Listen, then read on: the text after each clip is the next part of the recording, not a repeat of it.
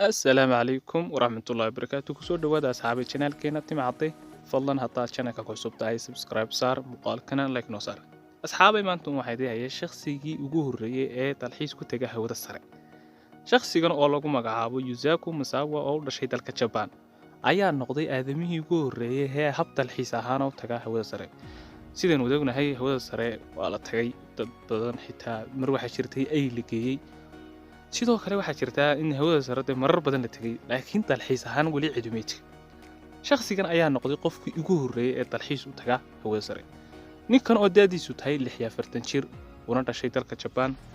oo maalqabeena ayaa September 2018 ayaa waxa uu ku dhawaaqay in uu safar ku tagi doono hawada sare isaga iyo 8 qof oo la socda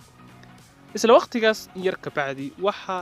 ballan qaaday in riyadiisa ay rumay doonto shirkadda SpaceX ee uu leeyahay ninkan wada naqaano maalqabeenka Elon Musk ninkaas kale shirkadda Tesla sidoo kale waxa la bilaabay isla waqtigaas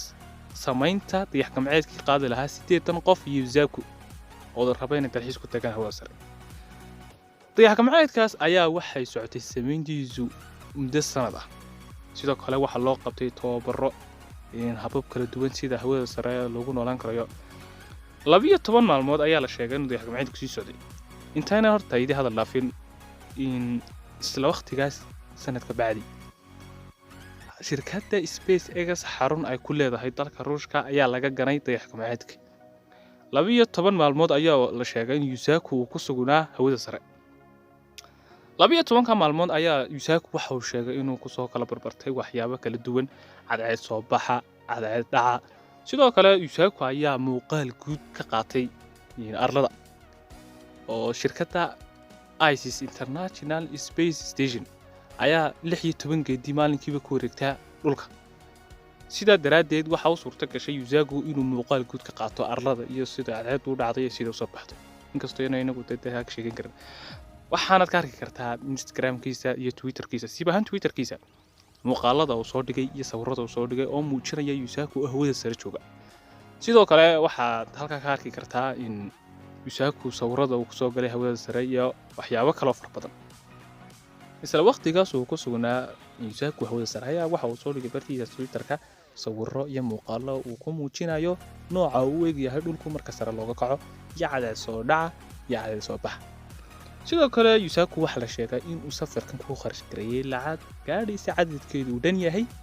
80 milyan oo dollar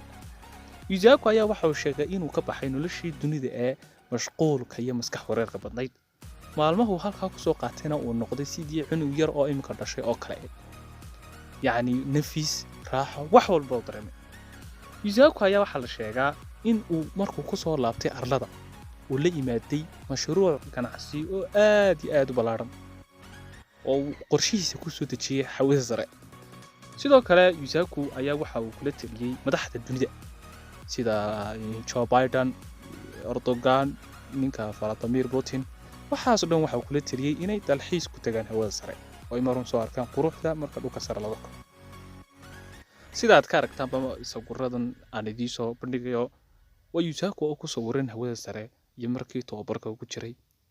sidoo kale markii la barayay habka dayax-gacmeedka dhexdiisa lagu soo socdo